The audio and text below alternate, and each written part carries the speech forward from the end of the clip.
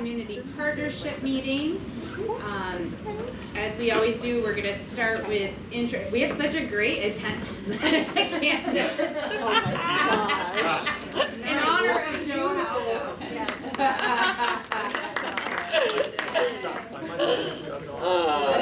Just styling today. Yes. Yeah. So we're going to start with introductions, and when we do our introductions, it's just your name, organization, and then one thing you're grateful for.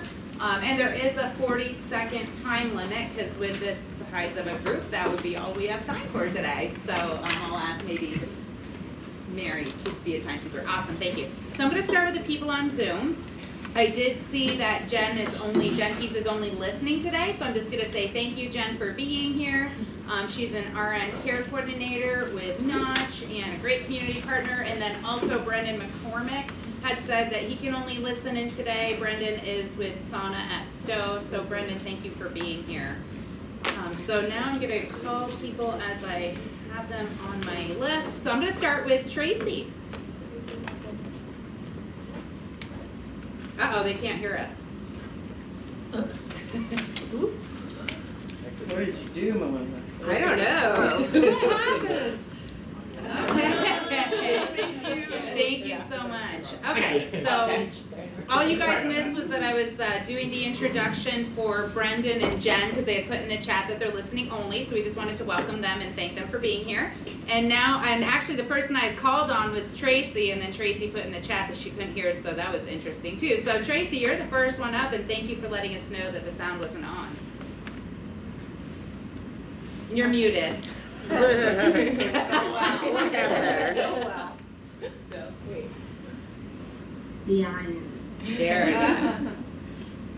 Good morning, everyone. My name is Tracy Thompson, and I am the Director of Operations for Civilian Health with AT in the state of Vermont. We have 8 locations. We used to have 9. We did recently close St. Johnsbury due to lack of census, but we are working on opening a center in Stockholm. So that is really exciting, and I see a lot of your faces. It was so nice other than that group summit you did. Me and my team really had a good time. So grateful that you put that on at last minute. Thank you. Thank you so much, Tracy. Great to see you, and thank you for attending. And Matthew. Greetings, everyone. Max LaFleur. I sit on 3 of the statewide known, from Vermont State City Towns to Vermont Center, Truth and Equity Center, and Vermont Climate Council Transition Team member. So basically, I'm part of all 3 of those. Just make it easy. 3 statewide known positions, from Vermont statewide. I'm happy to be here. And just to give you a heads up, I sent you an email to share for yesterday's Vermont Trans Equity Day, which is public transportation of the Vermont statewide, that was hosted and held yesterday by GMT. So yeah, I sent you a recording to you guys, so when you get time to look at that, I would take a look at that, because there's some very, very powerful information about public transportation across Vermont that needs to be heard of in the State House. Thank you very much. Thank you, Matthew. And I'm realizing too that people on Zoom didn't get to, for anybody who might be a little bit newer, so we're doing our introduction. One thing that we're grateful for, and Mary has so graciously agreed to be our timekeeper, because we have 40 seconds so we can get through all the introductions. And our next person is Randy. Good morning, I'm Randy Allen, becoming coach, Turning Point, Franklin County. And I am grateful that I'm feeling better today. I've been sick, and I make it known that I don't get sick, so guess what? But I'm on this meeting, so I'm just glad to be here. Thank you. Thanks, Randy. And next person is Andrew. Good morning, I'm Andrew. I'm a supervisor at Howard Center and oversee our mobile outreach van. And I am grateful for the hand warmers that I put into my gloves when walking my dog this morning. Glad to be here. Thank you so much, Andrew. And I see in the chat for our note taker that Tracy mentioned she missed the grateful portion, so she is grateful that her youngest son is going to be a mama. Aww. Congratulations! Daughter, yes, sorry, I realized that. Awesome, congratulations, Tracy. Janine. Hi, good morning. I'm Janine I'm the Development and Communications Director with Vermont Adult Learning. I am grateful for the free New York Times games. They have been a really great way to bring my brain online in the morning. I've been playing Wordle for a long time, but recently started going down the connections and letterboxd and strands rabbit hole, and it's definitely been a better way to greet the day than listening to the news, which is how I used to start the day, and I've had to take a break from that. So grateful for that resource. Awesome, thank you, Janine. Sam. Hello, everybody. It's good to see you all. I'm Sam. I work with the Restorative Justice Center, and I am grateful for heat.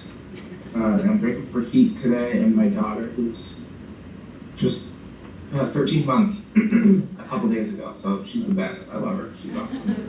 And I'm for everybody here in the community that we live and work in. So thank you all for having me. Awesome, thanks, Sam. Heather. Morning, everyone. Heather Moore. I am the Franklin Northeast Supervisory Union's Leaps After School and Summer Program Director, as well as the Board Chair for Community Empowering Youth, a new nonprofit that's opening youth centers in Enosburg and Richburg, and a Vermont Community Foundation member. And I am grateful for the little bit of sunshine I get out of the window right now. It's very nice. Awesome, thank you, Heather. Robert.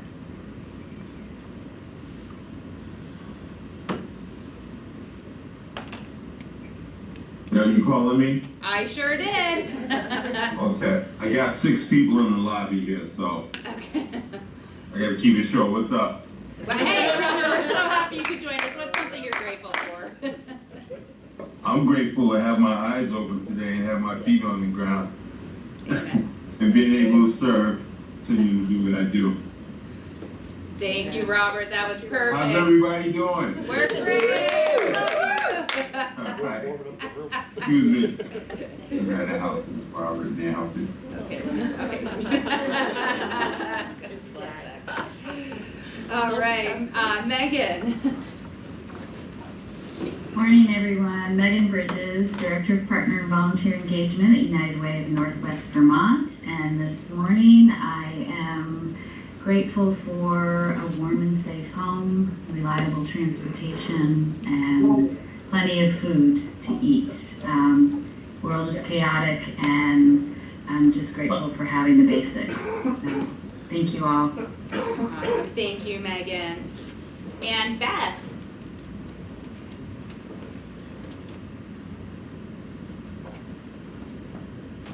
Good morning. I'm Beth Burgess with Vermont 211, and I'm grateful that in a month and 4 days, it will be daylight savings time. Awesome. Thank you, Beth. Katie.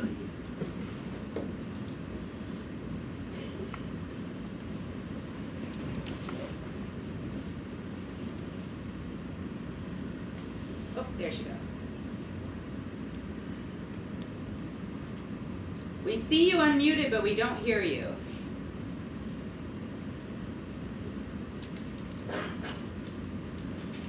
Okay, I might try coming back to you, Katie. I see that you unmuted, but we're not hearing anything.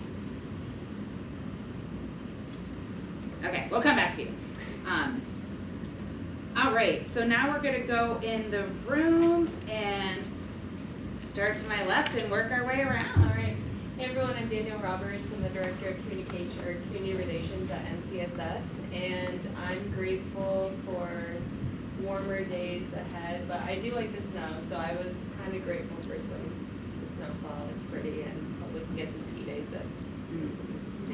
Morning, my name is Amy Irish. I'm the Program Manager for School-Based Services for Behavioral and Clinical Services at NCSS. And I am grateful for it almost being February break because the illness is destroying both staffing and children in our programs. It is worse than I've seen it in 19 years. I'm Michelle Trea from NCSS Parent Child Center. I'm the Family Access Coordinator. And I'm very grateful that my neighbor decided to get a new toy, which is a bobcat, and texted me at work yesterday morning and said he was going to take care of my neglected driveway. So.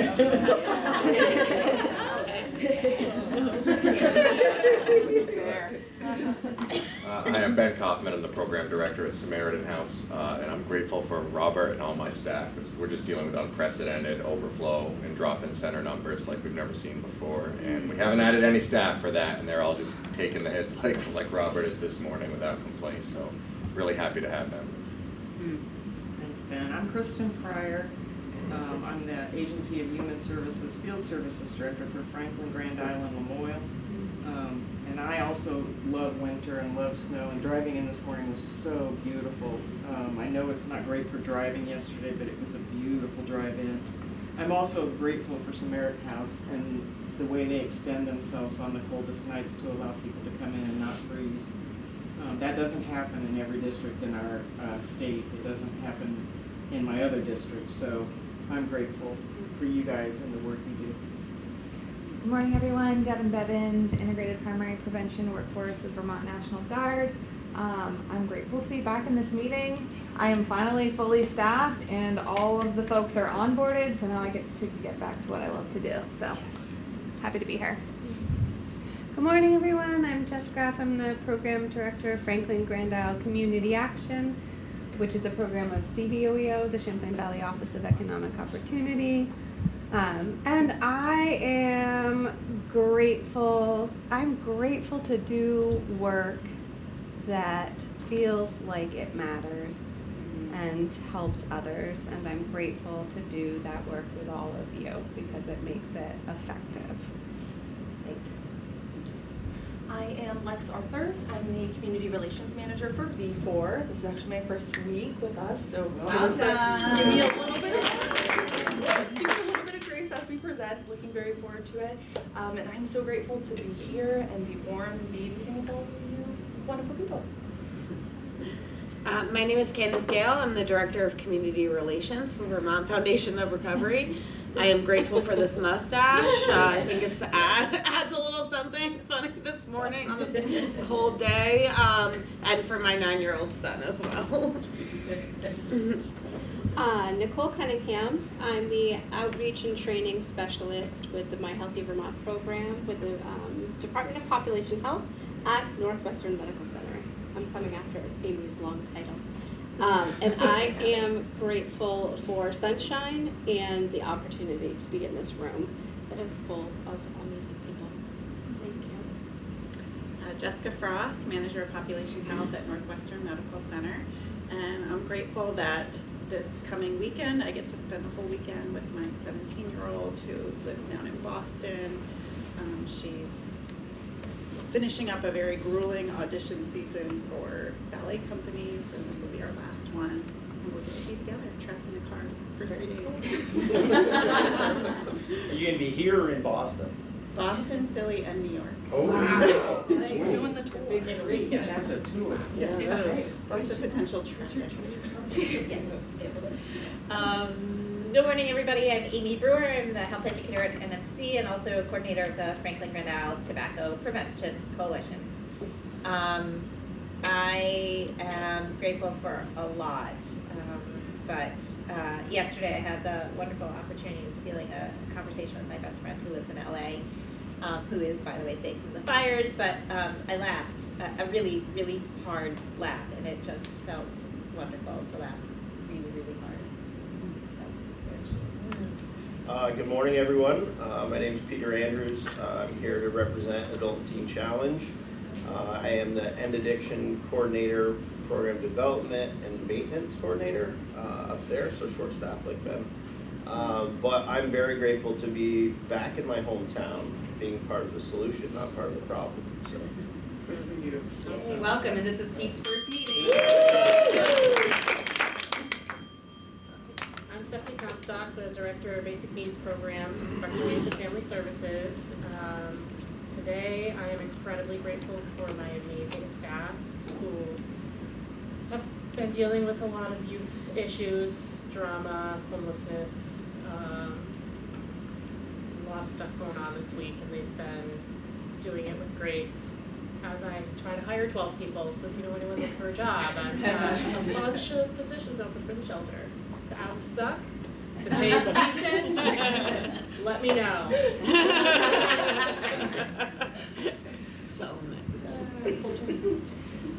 Hi, I'm Brittany Gillespie from Military One Source. I am grateful that I live in Vermont now and not in the South like I've been for the past like 15 years. So yay! New person. This is your first meeting. There's a song and dance at the end for all newcomers, just so you know.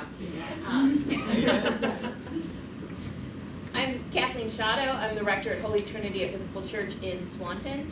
And as a couple of other people have said, so I'm in good company and won't get yelled at, I am really grateful for the snow and the cold and the winter. I grew up in Wisconsin, lived in New York and New Hampshire, and then lived in Maryland for the last 18 years before moving here in August. And I really, really missed having a real winter. So I love living in a snow globe. I'm Danielle Perry. I'm the Transitional Housing Coordinator with Voices Against Violence, and I will have to piggyback off from that, and I also am super grateful for the snow. I think it's beautiful. My name is LaWanda Legault. I am the Shelter Coordinator for Lori's House, Voices Against Violence. One thing that I'm grateful for is warmth, and another thing is just to be here to learn about all the community partnerships. Are you both, you're both first timers too? Yes. They stick out, you can tell them, you know, you can tell them they stick out. Is it the awkward way we stand around? Dance after, but you guys could go as a group if you want. Okay, back on track, John. Good morning, folks. John Gordon, Sheldon United Methodist Church Food Shelf.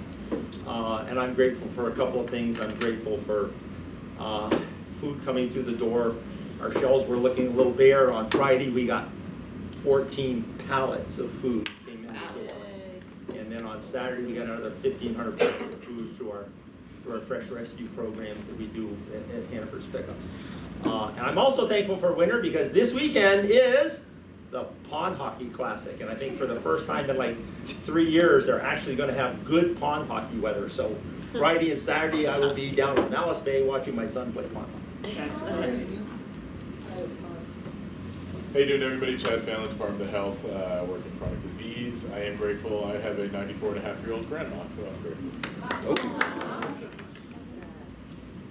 My name is Mary Peckner, Substance Use Misuse Prevention Consultant for Division of Substance Use Programs. That Department of Health. I know, right? Close. I am incredibly grateful. I'm grateful for a lot of things. I love the snow.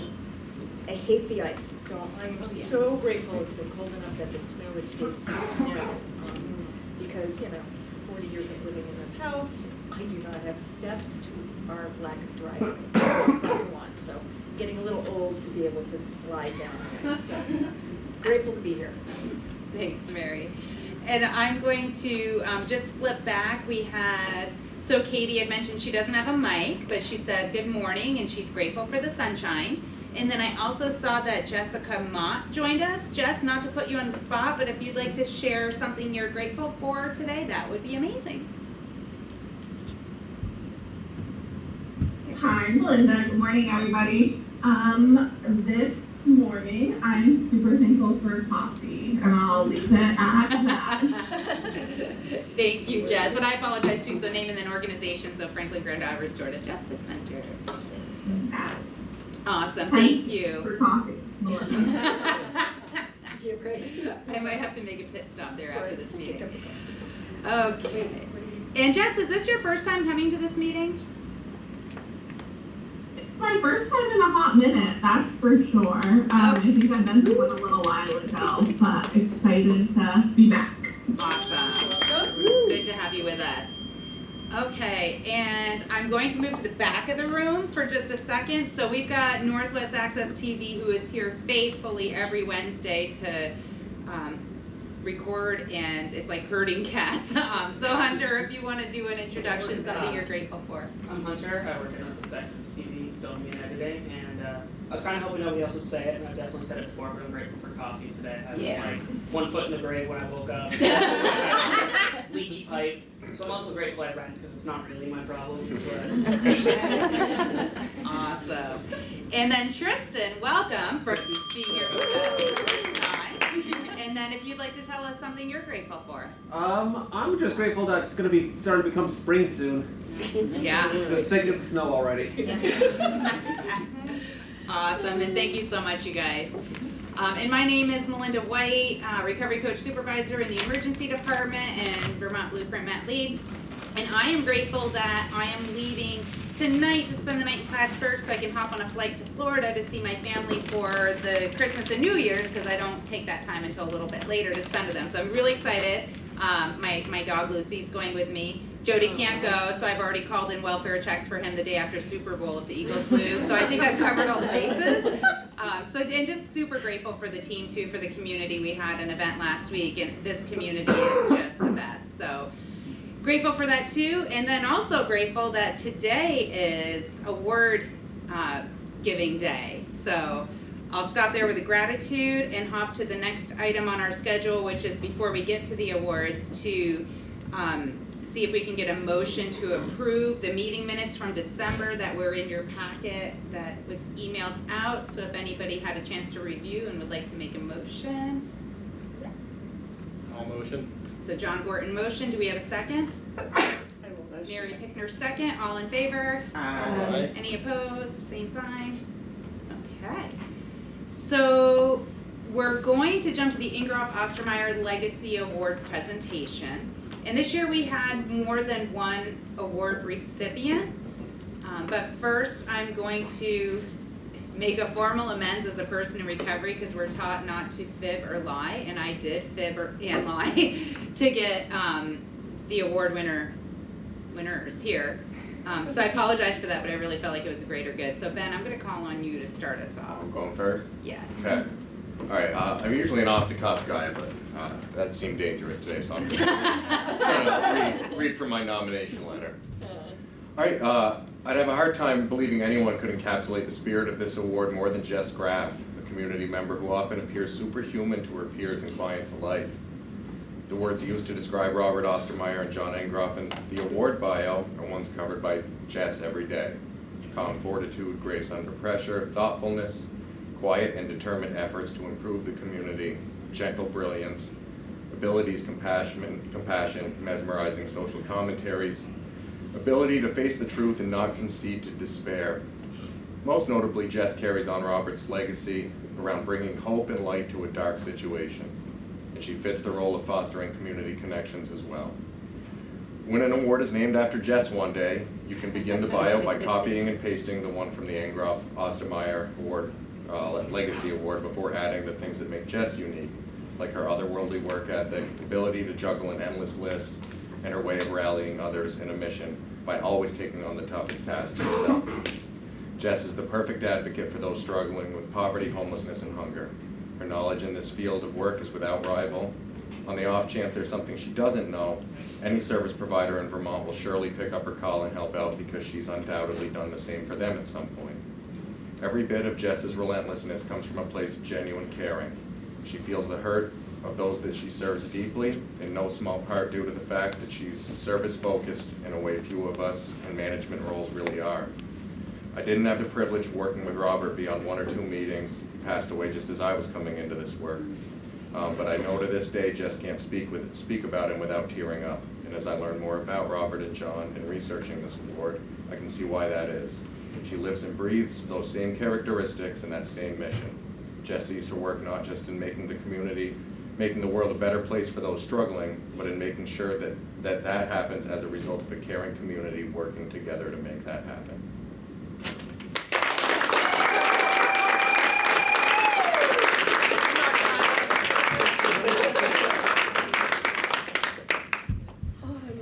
Here you go, Jess. I know you are. I know you are. So well deserved. Can I get a picture of you Oh, giving yes. her the award? Yes. 3, 2. Gosh,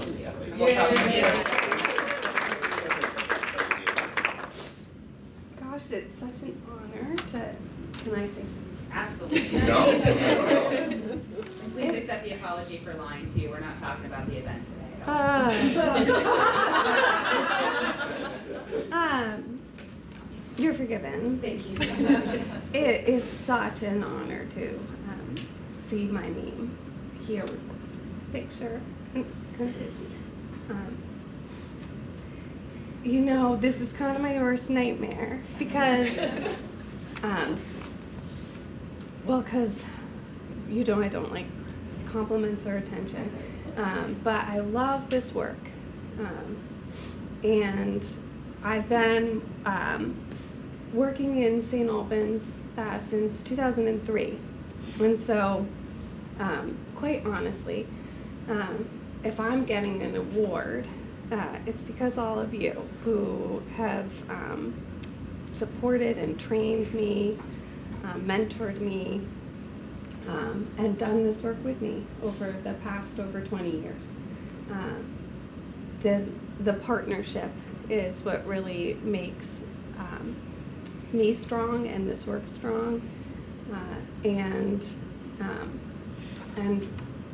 what an example Robert set for all of us, and I'm so grateful for all of the wisdom and lessons he left me with, so thank you.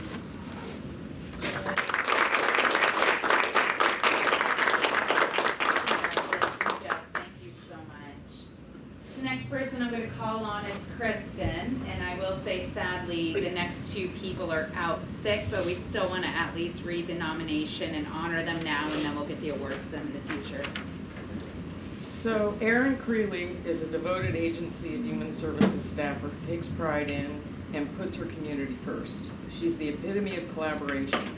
In her daily work at the agency, she is a fearless advocate for the well-being of children, families, and individuals. She regularly assists new Americans as they find their way to the state office building. Erin goes out of her way to be helpful, kind, and gracious to everybody. She always takes the time to listen and hear people where they are. As a result, her staff is also very welcoming and helpful. Erin has a tremendous sense of humor that is always helpful when there are tensions or difficult conversations to be had. St. Albans has recently seen a large increase in unhoused population. This was very unsettling for everyone. Erin took the lead by convening a group of people to act. This group includes the faith community, community partners, Agency of Human Services staff, the residents of St. Albans City and town. To date, the group is responsible for helping lead structured trash cleanups on Sunday mornings. It has worked to bring people together to better understand the problems. The group is invested in having viewings of the movie Beyond the Bridge and possibly the Bess O'Brien film Just Getting By. Having community potlucks to meet and get to know your neighbors.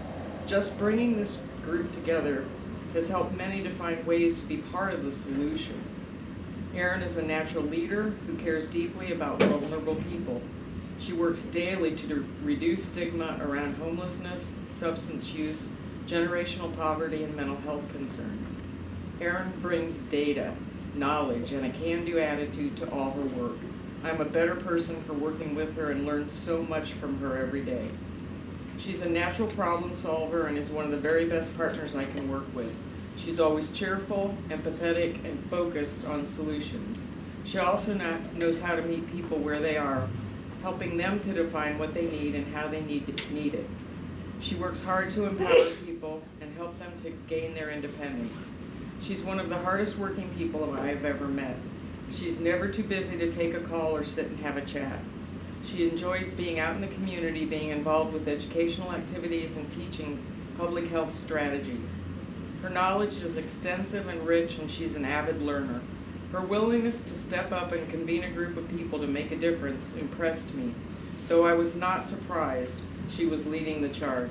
Erin makes St. Albans a better place to live, work, and raise your family. I wish I could clone her.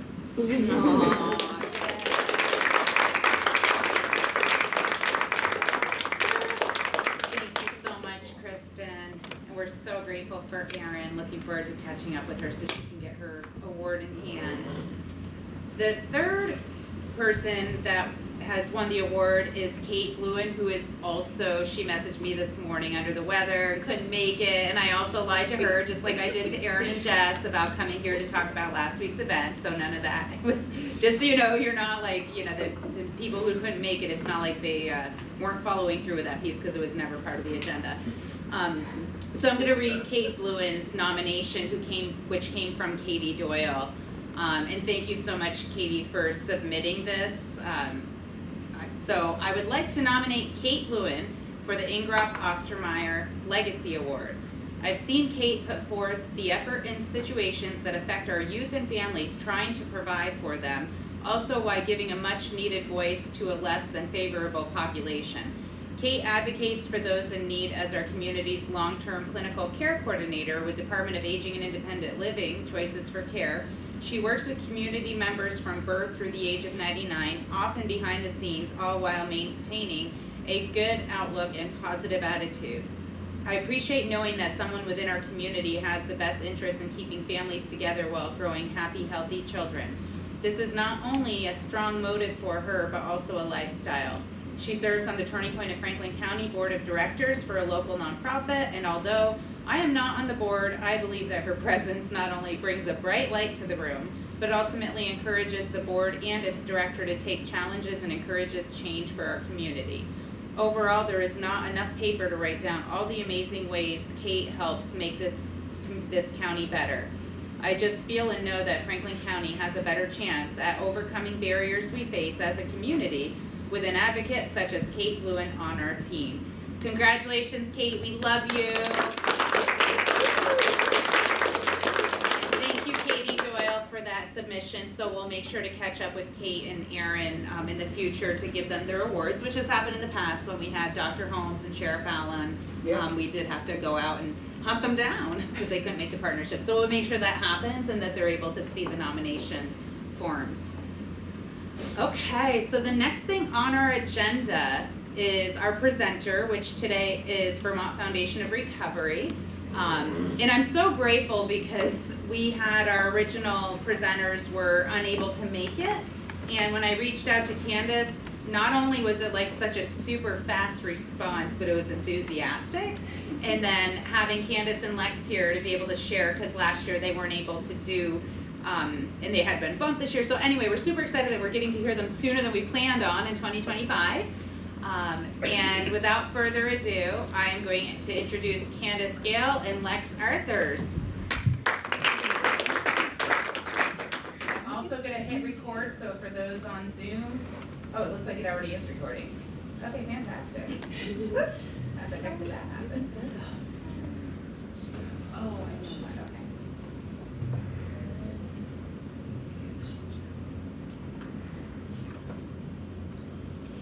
And can people on Zoom see the PowerPoint? Yeah, okay, good. When she changes the slide, we'll ask again, because I know there was an issue one time with that. Yeah, it actually looks like that slide's not up yet. For some reason in presentation mode it gets wonky, and sometimes we have to keep it on just the pre-slideshow mode. We actually just took that picture on Monday. Lex just joined us on Monday. Yes. There we She go, came yeah, over. that shows up. So we're just throwing her into the deep end. I love it. Okay, sorry, I don't think you have to respond on this one. That's okay. Okay. Okay. So a little bit, so Vermont Foundation of Recovery, we operate 9 recovery homes throughout the state of Vermont, and we'll talk a little bit about that. First, I just wanted to introduce myself. I am the Director of Community Relations. I joined V4 in February of 2024. I have over 16 years of experience in leadership, community outreach, and business development. I'm passionate about this work. I previously worked in finance for 10 years, and when I moved up to Vermont, it was during COVID, and there was a lot of, I lost my aunt to substance use disorder, complications from it. I lost 3 classmates from substance use disorder, and I wanted to do something, I wanted to use my skill set for something that would make a difference. And so I chose recovery because it was important for me. I also experienced in my 20s medical dependency on Oxycontin after 3 surgeries on my back, which took me quite a lot of years to get off of that medication. And so I know how hard it is to struggle with substance use disorder. And so I will pass it over to Lex so she can say a little bit about herself. Yes, I'm Lex Arthurs. I joined the V4 crew actually on Monday, like Candace said. So 2024-25, you know, I've been here in spirit. I've been in the recovery field for a little over 7 years now. It feels crazy to say that. I most recently came from Jenna's Promise, where I was the, what was my title? I was the admissions manager at Jenna's Promise. I worked for Savita Health, treatment courts. I also worked for the DSU when the DSU was made up. So been a little while, but I'm so happy to be here and very excited to be back out across the state and connecting with folks. So who is Vermont Foundation of Recovery? Our mission is to create a statewide network of recovery homes to help people suffering from substance use disorder reassimilate into society by supporting their transition from active use to recovery to independent living. Our structure, we are certified by VTAR, which is the Vermont Alliance for Recovery Residences. We follow the national standard, which is NAR. And we create an avenue where our members can start their recovery in a structured, safe environment and prepare for independent living. Our focus is to strengthen relationships, foster community integration, and provide specialized homes, such as for parents with children to meet unique needs. We just opened in the last 2 years 2 homes targeted at women with children, one in Barrie and one in Bennington that just opened in October of 2024. So that was adding 9 beds. I'm going to talk a little bit about our structure because we kind of have 2 pathways to what we do. So basically the first step is someone will come, we like to keep it door to door. Someone will come from treatment usually into one of our homes, into our recovery homes. We have about 6 to 8 beds usually, and it's a family-like environment. So individuals will come into our home, they'll have their own bedroom or they'll share a bedroom with someone else, and then they'll share the kitchen, living room. We have gyms in some of our houses, which is really great. And so it really gives people space to have peers around them that understand what they're going through. We don't tell people how to recover, but we do have requirements to be part of our home. We work a lot with our community partners, which is so important, especially our recovery centers. And so our members come into our homes and they have to at least work, volunteer, or go to school 20 hours a week, and then they have to get a recovery coach or sponsor and go to meetings regularly or do something for their recovery every day, even if it's not a meeting, going for a walk, taking an art class, doing something to help their health. And so we also have in our recovery homes once a week a house meeting where everyone gets together. They talk about their goals that they've accomplished. One of my favorite things about those meetings is they do a attaboy and attagirl session where one person will say what they've accomplished this week, and then all of the other members will basically tell them the ways that they're proud of them for doing that. And seeing it changes the whole vibe and feeling in the room when people are getting excited because they're making these milestones that they've set for themselves. Individuals can stay in our house. The average length of stay is 6 months, but they can stay up to 12 months or a little longer. And then they also have the option of going into one of our transitional apartments. So it's kind of the next stage to independent living where they have, a little bit more autonomy. They have their own apartment. Our recovery homes are furnished. With our transitional apartments, they go ahead and furnish the apartments themselves, and they also start paying for their utilities themselves. but they're still under the membership and V4 umbrella. So they still pay the same amount of dues a week. It's $150 a week or $160 in Essex. And then they can stay in our transitional apartment for another, 12 plus months. So it's basically 2 years of living under V4 and having that security. And really, we want to work with our members at that point to transition them to stable housing. And so having that time to be able to do that and planning while they're in one of our beds is really important. I'm gonna let Lex talk a little bit about where we're located and how many beds we have. So now that you guys have a little bit of background, I'll just run through where we are. So we have 56 beds across the state right now in shared living facilities, and then we have 13 beds in individual transitional apartments. In Barry, we have 8 beds in our Women and Women with Children facility. Bennington is a women's facility with 6 beds. Essex is also a women's facility with 6 beds. In Essex, we also have 2 men's houses. As you can see here, A, B, C, D, and combined they have 12, 6 in each house. In Morrisville, that is a women's program, and it is 5 beds. Rutland is a men's program with 7. St. Albans is a men's program with 6, and St. Johnsbury is also a men's program with 6. Are we missing something? No, it's here. My bad. Barry, we have 2 transitional apartments with 2 beds. Bennington, we have 2 with 3 beds total. Essex, there's 2 with 4 beds total. Rutland, we have 1 with 2 bedrooms. And St. Albans, we also have 1 unit with 2 bedrooms.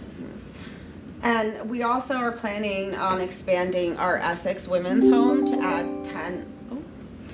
add 10 additional beds by July of 2025. So from September of 2024 to July of 2025, we'll have grown 42%. And so when we're also looking at opening homes in Addison County or Middlebury, Brattleboro, and Randolph. So trying to grow as fast as we can. We also added 10 new positions to V4 in 2024, which is a huge amount of growth in a short amount of time. And we also brought on a new CRM platform, Behave Health, which is really helping us with data and our advocacy efforts. Because as we know, data is really important, not only to see how well we're doing, but to make sure that we can make data-driven decisions and use it for grants, and also use it for our members to see, how many people are employed and how do we help them in that if we have a lower percentage, or how many people are going into stable housing and how do we help up that percentage. So that's a little bit about where we're located. The benefits of V4 membership. So the first one is really community. So obviously when you're in a home where everybody is sharing the same goals and in a positive environment, it's much easier to recover because you're not going back to, like, maybe if you get out of treatment and you go back to the same environment that you were using in, you might fall into the same habits. So this really gets you out of that environment and allows you to share your experiences with others who have gone through the same challenges. We also connect members to our community partners, so the recovery centers, if they have a co-occurring disorder, if they're on MAT treatment, if they need mental health treatment, if they are looking for a job and want to work with higher ability or working fields. It's really important that we engage with our community partners, not only as staff, but our members as well. We really want members to feel like they're part of the community that they live in and the home that they live in. Our second is accountability and safety. So our membership requirements, we have regular attendance at recovery meetings, adherence to house rules, being self-supporting, and then 20 hours, as I had mentioned, a week, either working, volunteering, or going to school. We want members to develop the skills to transition to stable housing, and safety is our primary aim. We also do UAs, or urine analysis, and we have staff available 24 hours, 7 days a week for our members. Then we do allow medication-assisted treatment in our homes, or any medications that are prescribed by a licensed physician. And that's important because we want to make sure that people in our homes are able to take the medication that they need. We hand them out at the beginning of a week. We give them 7 days worth of their medication, and we store them in lock boxes at our homes. The length of stay, as I had mentioned, the average length of stay is about 6 months, but it can be 1 to 12 months, depending on individual goals. And then once members are further along in their recovery, they are able to go to our transitional apartments, which I just talked about. And then affordability. So each member contributes $400 as a non-refundable initial membership fee, and then either $150 or $160 a week, and thereafter, Essex is our only location with $160 a week just because of the area, and that includes a safe and sober living environment, a bed at one of our locations, utilities and group activities, and more. We do, as well as our house meetings, we do have like family dinner nights where they'll pick something to cook, and game nights, and they will go to different events that are hosted for recovery throughout the areas that they're in. So it really fosters that sense of community. And on the affordability front, if we have someone coming out of, DOC or, that is homeless and does not have a job, we also work with VTAR for scholarships so that people can, have that. What's VTAR? Vermont Alliance for Recovery Residences. It's our affiliate. They're our certifying body. And it's around up to $1,500 for each person to help with incoming costs and stabilization while they seek schooling or a job working. We understand that those things take time, especially directly out of incarceration or directly coming from Valley Vista Serenity House. It takes time to build up, and so through partnerships we're able to help support that. Absolutely. Another thing that's really, really helpful with the length of stay and moving to transitional apartments, I'm sure as you all know, the waiting lists for housing supports are incredibly long. So having such flexibility in our length of stay as well as those transitional apartments allows folks to get in on those lists when they come in, and hopefully by the time they're ready to transition, it is time for them to receive those supports. Absolutely. And I mean, to that effect too, we want to make sure, if a lot of the homes that we have, we rent all of our homes. We do not own any of them. We are operators of the homes. We work with affordable housing organizations, which is a really great model and has allowed us to expand in a sustainable way. But with that, there is an income certification process. And so we really have been working with our community partners to make sure that individuals can get into our beds and then fill out the paperwork for income certification.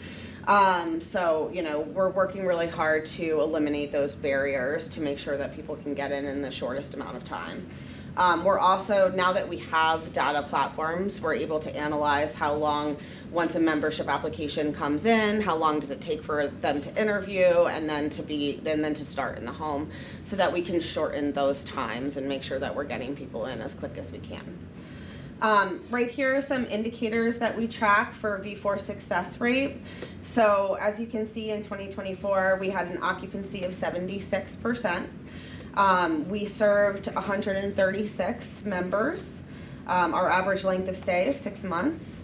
The percent of members who are volunteering or employed are 92%. And then percent of members who exit into stable housing is 46%. Now that percentage is based on the people who have exited in 2024. So we had 87 individuals exit in 2024, and we had 40 that transition to stable housing, which is the 46%. That's something that we would like to work on increasing. That number only includes people that have rented or purchased a home. It does not include individuals who are staying with family and friends. So we're kind of looking at that because, a lot of times I would consider that stable housing if they're moving back in with their family or they're moving and in with a friend and sharing an apartment. So we're looking at that statistic to see, you know, how we measure that. But again, it gives us an opportunity to help our members. We can start working with affordable housing organizations to see if we can, you know, start any process to get them stable housing while they're still in our recovery homes. VTAR has contracted with the Fletcher Group to do an analysis of recovery homes throughout the state. They're doing a needs assessment, but they also did a cost-benefit analysis. So this is just a little like blurb from that report. Basically, it shows that our program generates a return of investment of $12 for every dollar invested. Over the next 15 years, this means $531 million in total benefits, including $16.9 million in avoided criminal justice costs, $27.9 million in avoided healthcare costs, $52.7 million in avoided productivity losses, and $433.6 million from reduced premature mortality and morbidity. So, you know, it's really great to see how important and, you know, really the cost benefit analysis of recovery homes throughout the state. I'm gonna let Lex talk a little bit about how we build a strong team and recovery culture. Yeah, so teams are built on both sides, in within the V4 team and the folks that work for V4, as well as with our members and the houses. So there have been and are, we're in the works, quite a few members that have transitioned from living in the houses, moving into stable housing, that come back and they work with V4, directly serving the folks that the community that they are a part of. We support personal and professional growth in many ways. A big one is preventing burnout. It's a really wonderful place to be, that we have the opportunity that, you know, when you're done, you're done.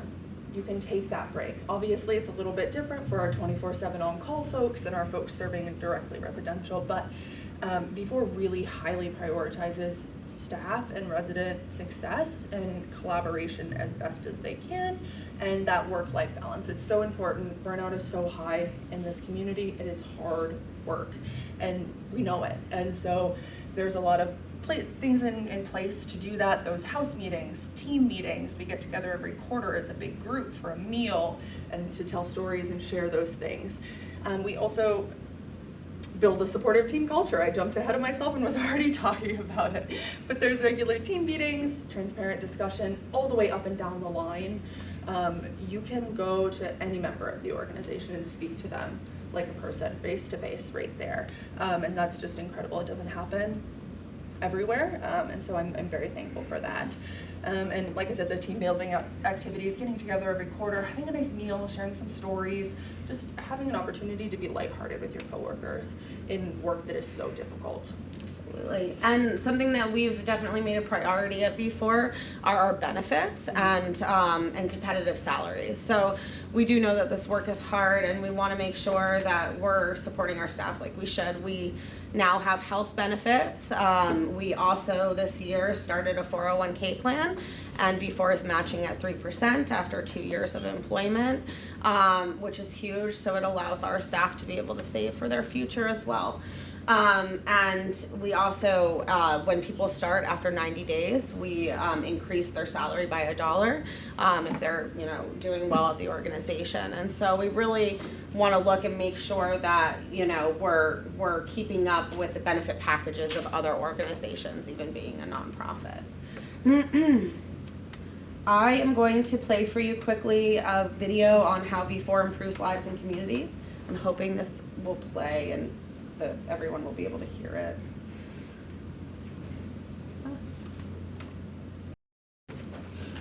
Anybody have any questions? Is Dave Regal still your executive? Yeah, he is. I love him. I know. He's great.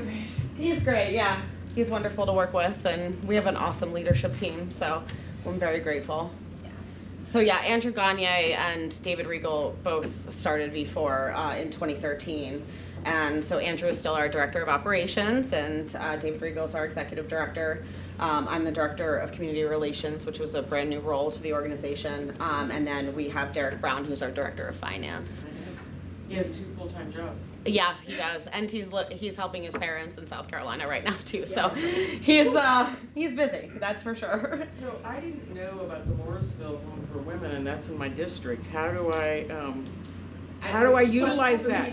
Yeah, we should have a meeting. Absolutely, yes. And I have our cards there at the front, so I'll hand one to you, and then we can. Because that's a hard district. For sure, it really is, and that's actually was one of our harder neighborhoods. We had a really difficult neighbor. Oh, nobody wants you there in Morrisville. Yeah, it was really hard, and that was the first place I was like kind of warned about when I started that this is going to be a harder area. But you know, the recovery center there has been instrumental in helping us with those relationships and meeting with the police force and the fire department.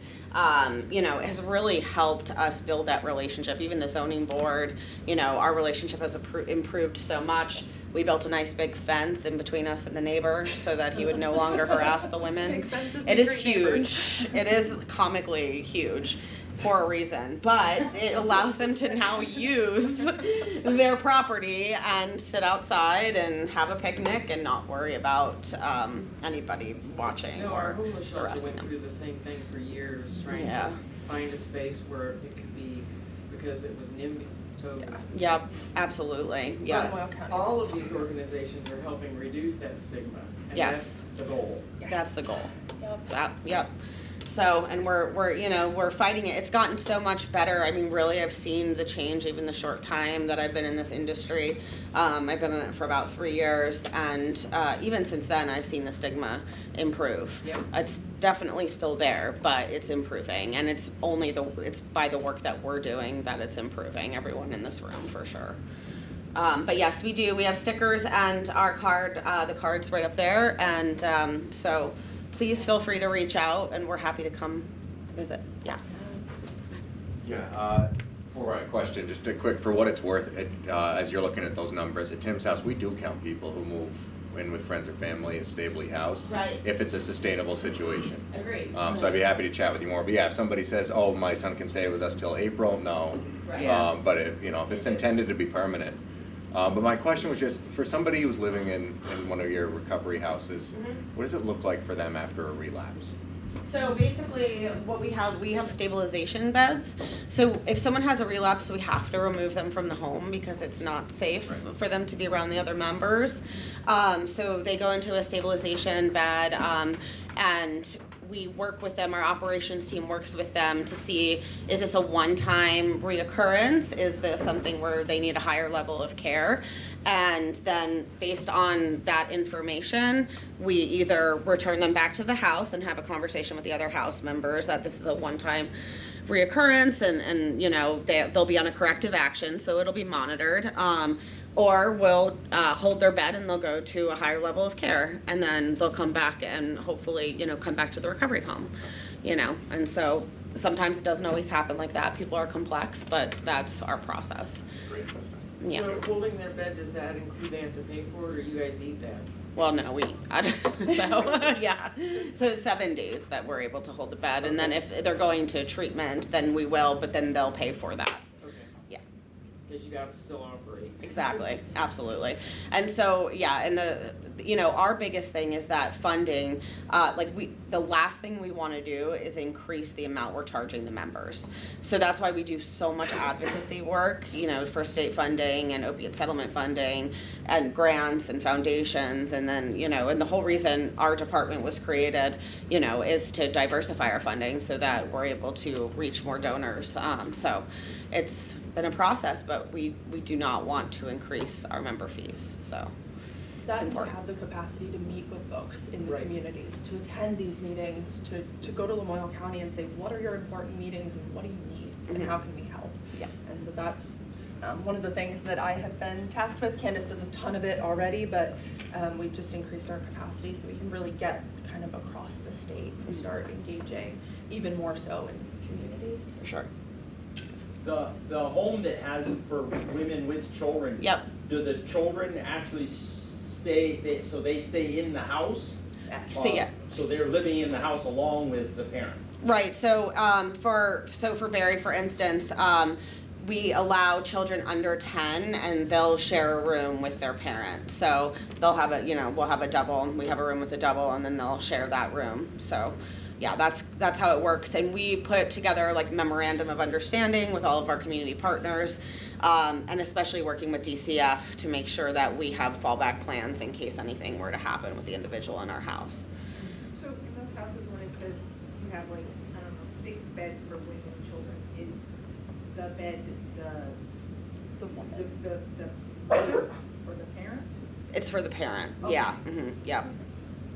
My kids were the whole house. And what we're trying to do is allow, so in Bennington, the children are not in the recovery home, they're in transitional apartments. But what we're trying to do is work with DCF on a statewide level to be able to have parents with children, so both men and women. And so that's what we've been working on. That's one of our biggest things. That's that we're doing this exciting. year. We're drafting the MOU. Yeah, exactly. So Does that happen anywhere else across the country? I mean, that's pretty original. you know, there is one other, and I know I.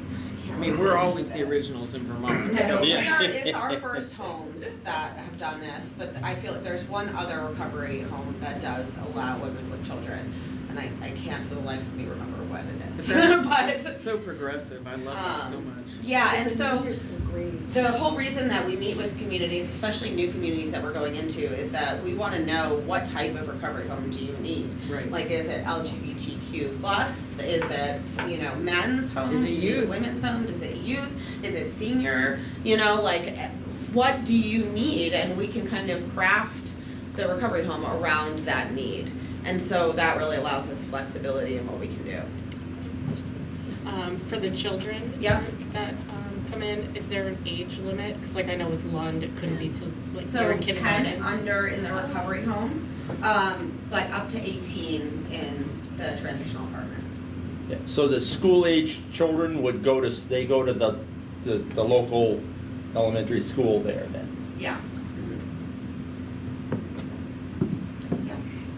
For those in the room who know me, I'm going to ask a predictable question. But I assume that the residents are tobacco-free. And I just want to add that if they're not, or if that particular substance isn't being addressed, there's plenty of us around the state who are here to support that. I think we continue to let tobacco lag behind, and I hate to think that people will get through recovery and continue tobacco use, and then that will be what kills them. So I will offer me and folks around the state to kind of help with that, to make sure that those folks are. I mean, we would love to educate our members on it. We do, it's not tobacco, they are allowed tobacco products. But to your point, like having that education would be wonderful. So absolutely, I would love to talk about that. Okay, for sure. We'll reach out. Hi. Our office keeps an informal finger on the pulse of what substances we're seeing. What are you seeing in your homes primarily? Yeah, so we report to DSU every quarter, and we look at they ask 2 questions: what's the primary drug of choice and the second drug of choice. Honestly, I see alcohol and stimulants more than I'm seeing opiates recently, which is what was kind of shocking to me. But opiates are a big part of it, but honestly, alcohol or stimulants have been primary that I've been seeing most of. There's also been a little bit of a shift with the opioids. We're seeing a lot more fentanyl, a lot more, tranquilizine, all of those kind of things, and less heroin and pills and things like that. Right, yeah. Kind of shifting that more, which is interesting. It is very rare that we see people say that they use heroin now. Like, it really is. It's really fentanyl, and oxycodone or stuff, pills, but heroin is very rare. And people are still injecting fentanyl and xylazine. It's just a different drug now. Our most recent data says heroin's not even measurable anymore in the state. Right. That's crazy. It's also a big one, and it's very, Yeah. that's still such a bad one. Sure. Any other questions? All right, well, our cards are there. That video was just awesome too. Yes, it is. Pete and I have a couple made that friends in-house. in that video. That was so cool. Yeah, we made it in-house in like 3 weeks. I was That was project. beautiful. It gets me in the feels every time. I won't stop crying when I'm with about Yeah, no, I did. I cried the first time. I like at the end when they go through all the houses and just hearing people's, testimonies is wonderful. Well, there's one more in the chat that I'll share. So Sure. Randy wanted to also share that he was a resident of the St. Albans house on Lake Street for a year, and it's truly amazing how much it did for me. The guys that live there look out for each other so that everyone gets a chance to succeed. I'm now employed at Turning Point of Franklin County and get to coach guys that move into the house. I'm so thankful to be forged. So that's I love Randy. Randy. Hello, Yes, Randy. he is just, Good job. Randy, you're getting a lot of applause here. I hope you're hearing it. Yeah, he's still online too. And what's really great is we're renovating St. Albans right now. Yes. So CHT Yes. now owns the building. It's being completely renovated, and Spectrum Youth is now going to be utilizing the bottom half of the building. So now we're actually like fully utilizing the huge building, which is exciting. Yeah. So bringing more beds on board in both areas. And the location is perfect. It really is. It's a perfect What will location. Spectrum be doing there? Opening a bed shelter. Yeah. Yeah. More beds. Hiring. She is hired. Hiring big time. We're very excited to be working side by side. It's very exciting. So originally there were 6 beds. How many are there going to be how many for Foundation of Recovery? It'll be the same. It'll be the same Oh, it'll still amount be of beds. 6. You'll still have 6, Yeah. but there'll be more beds. Updating it. But there'll be more beds. Yes. So for Spectrum. downstairs was completely vacant. Like we were using it as like a temporary office and storage area. And so when I came on board, David was like, we have to do something with this building. Like, maybe let's see. And I talked to Melinda, and Melinda was like, we just did this whole project with the Lake Street house a couple of years ago, and Spectrum is looking for a place. And so, she connected us to Spectrum, and then all of us connected to CHT, and so we worked with our donor who had owned the building previously to change ownership and then have the space renovated, and now more beds available for the community. So it was very exciting, and thanks to Melinda's work. Well, it's the timing of it really, right? Like, I've had Chris Smith that reached out talking about looking for a space, but you and I had just connected before that. So it's really just, again, timing is an example of the community coming together, in that since we're all so close, I think I was even scheduled to have a coffee with Chris, not even knowing that idea. And Candace had no idea. We had a coffee like 2 days later. So it's just cool how by staying in communication with each other, those are the types of things that happen at this meeting. Those are the types of things that happen when we meet for coffee outside of this meeting. And it brings together these initiatives, and now that space, because it's been since way pre-COVID when the downstairs was vacant. It has been vacant and unused for so long. It means a lot. So thank you, Candace and Stephanie and your organizations for doing that work. It's huge. Sure. Yeah. And we do strive to do that as much as possible around the state. As Candace said, we are looking at opening some beds in some new communities, and we will be partnering with community organizations in similar ways. If it's a large building, offering space to others, bringing as many supports as we can, as close as we can together is something that's really vital to us, so, for sure. Yeah, Melinda, if you don't mind. I was a resident at the V4 house after my short stint in a 30-day program. They phenomenal support system. More importantly, they called me out on my BS. We all do that to each other too. Andrew Gagne held me very accountable. Unfortunately, I wasn't ready to really make the journey to sobriety at that time. So I then transitioned into Adult and Teen Challenge. I think there's a huge opportunity with us being a long-term residential situation, 12 months long, to link up with someone like V4 and offer transition from a 12-month program to a residential setting with structure, because with our most recent data, we see a lot of people going back to their same environment. So if you don't change anything, nothing changes, right? So I think there's huge opportunity where you have 12 months of sobriety transitioning into, perfect, thank you, into a structured living situation like V4. It can also eliminate some of your headaches, potentially, of some of the residents because they have 12 months already under their belt. So I think there's a huge opportunity to link between that. Lamoille County is unbelievably tough. I mean, we're located right in Johnson, and it's not an easy place to recover. It is. But no, I commend you guys for what you're doing. I see a lot of the graduates actually in the video, which is pretty amazing. Yeah. That's why I was like, oh my god, I actually just sent her a message. But Yeah. yeah, I just saw you. So no, nice work and. Well, your program is amazing too. I had a guy that absolutely. was there for 12 months, and unfortunately he walked away. But for the 12 months he was there, he did great. Right. You know, and I loved going there to visit him and eat with the group. And it's just it's all that we have in Vermont is amazing for people when they're ready. It's just being that conduit when someone says I'm ready to get them there. I think about the last story at Turning Point's board meeting where the guy came in on a Tuesday, had a bed on Thursday, and you all got him there. Oh, yeah, I actually think that was like a same day deal. Yeah. It's the one I'm thinking of. Yeah, he came in on Tuesday and said, I have a bed somewhere on Thursday, but I'm afraid if I don't go today. So we got him there on Tuesday. Yeah, because I was going to say, we got him same day. Yeah, they got him in a cab and got him down there within an hour because we know that if he waited till Thursday, he might be dead or he wouldn't go. I mean, That's the biggest part. not to testify too much, but I overdosed on August 23rd. Melinda met me at my bedside at 12 in the morning, and I had 4 days to stay alive, and they assigned somebody to be next to me for 4 days, and got into Adult Teen Challenge.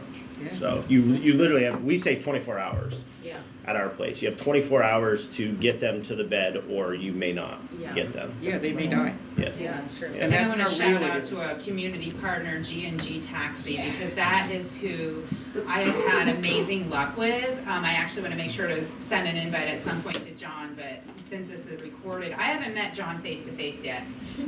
We have talked at length, and he has been amazing with a pickup. I mean, I've had him where his day is full or it's his day off, and he's like, well, I can pick him up at 9 o'clock tonight, and he'll do that to bring people to Valley Vista. And so I just want to do a shout out to him, and also his dog Piper.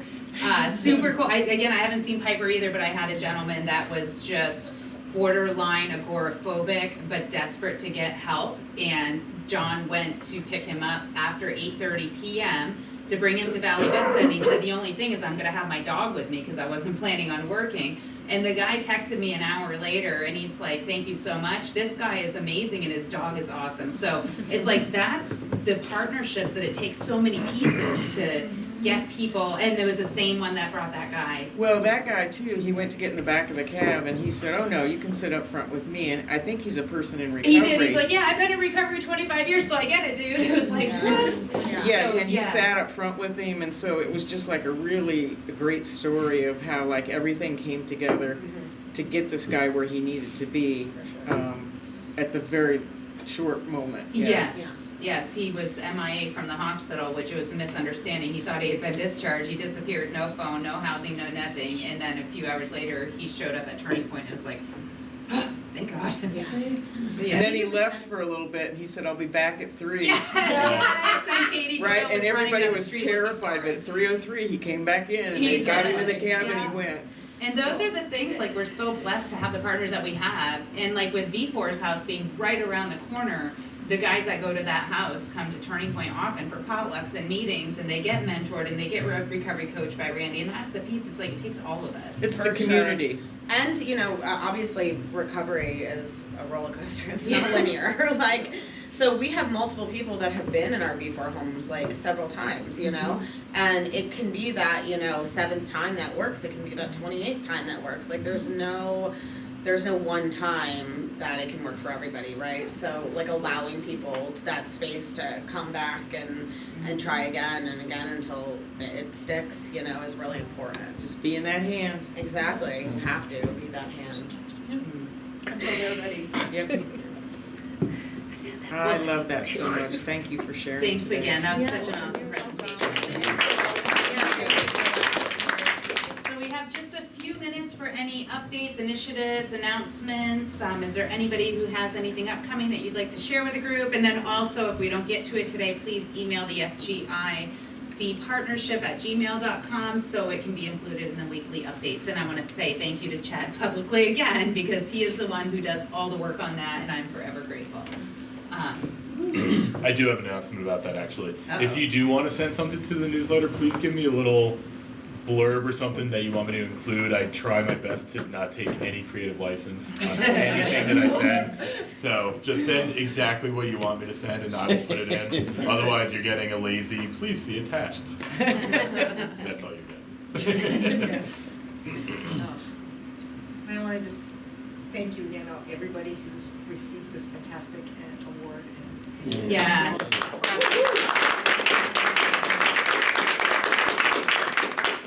VITA tax services have started. It is officially tax season. Low-income households are welcome to give us a call and set up an appointment to have free tax service. Love it. Thank you.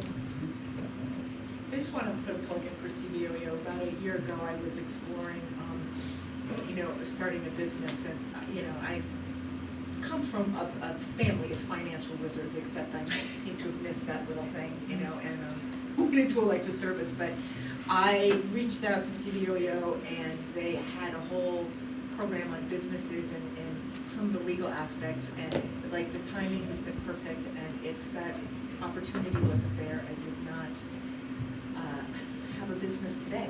And literally, that opportunity is now here, literally. Our Financial Futures program that offers the micro business assistance has hired a staff who will be starting with a physical presence in our office next week. So next month at announcements, I'll have more information about that, but we'll have financial coaching and connection to micro business on site. So good. Well, it helps so many people that have been unhoused or unable to get housed then get into a market that they've never been able to, and so that's life-saving. Yes. Right on. Sorry, I just think of like over COVID, how many people were looking at, were working and then didn't have work and then chose to create companies or jobs that they loved. And the person who grooms my dog was one of those people, and she is amazing, right? She's probably an amazing bank teller at one time, but she is way more amazing as a dog groomer of a Labradoodle. So Friday evening from 5 to 7, I have a dozen parents of young children with a dozen children coming to the food shelf to meet with Building Bright Futures people for what they call a community conversation about early childhood education and stuff. So I'm going to be fascinating time. And save the date. We got one more month, but the 8th of March. Collins Burley Complex on Saturday is the Model Railroad Train Show. Bring your kids, bring your grandkids. I'll be there with my 16 by 5.5 foot Model Railroad train that they can run. Yeah. I'm the most popular parent in Franklin County that day. The next day, I'm the least popular parent in Franklin County because all those kids get up Sunday morning and say, "Hey, Mom and Dad, when are you going to buy me my train set, just like that one I saw at the Model Railroad Show?" Right. I just wanted to put out there for military one source I know right now, probably the military is the most popular word, but our support services are really there for everybody, and I think the fact that Vermont is so spread out and our military population in this state is so heavily guarded that families don't always know what is there to support them and their kids, and so it's really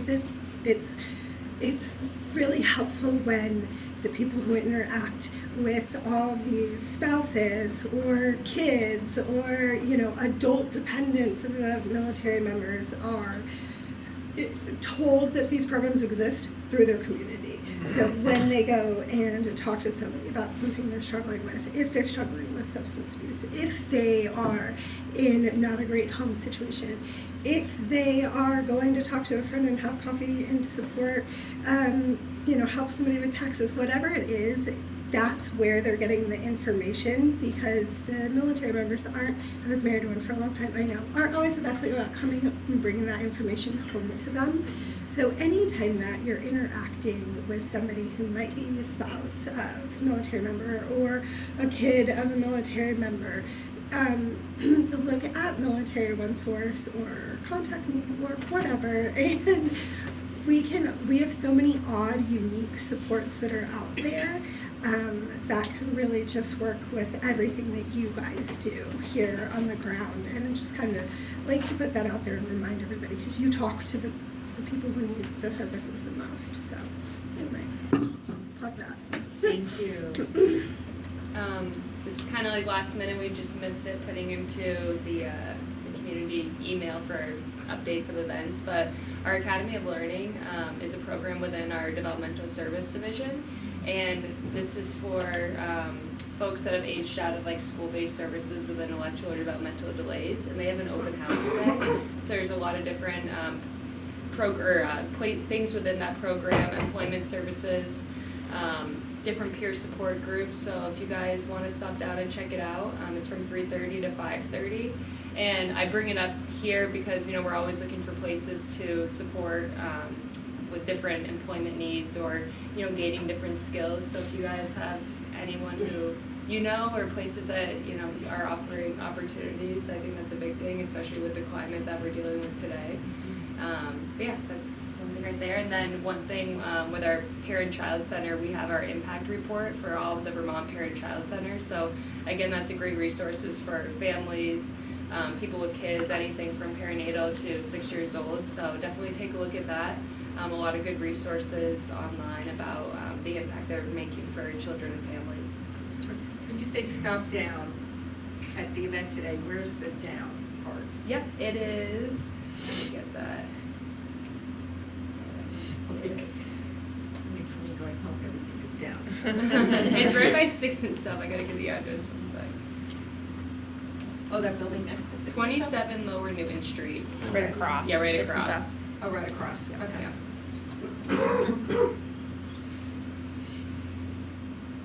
Okay. Well, thank you. We are at 10:30 on the nose for the minutes. We are ending the meeting at 10:30. I think it's the first time we ever started right at 9 o'clock and ended at 10:30. Thanks again to our presenters. Thanks again and congratulations to our award winners. And until next time. Put your email on the sign in. I'll email your signature.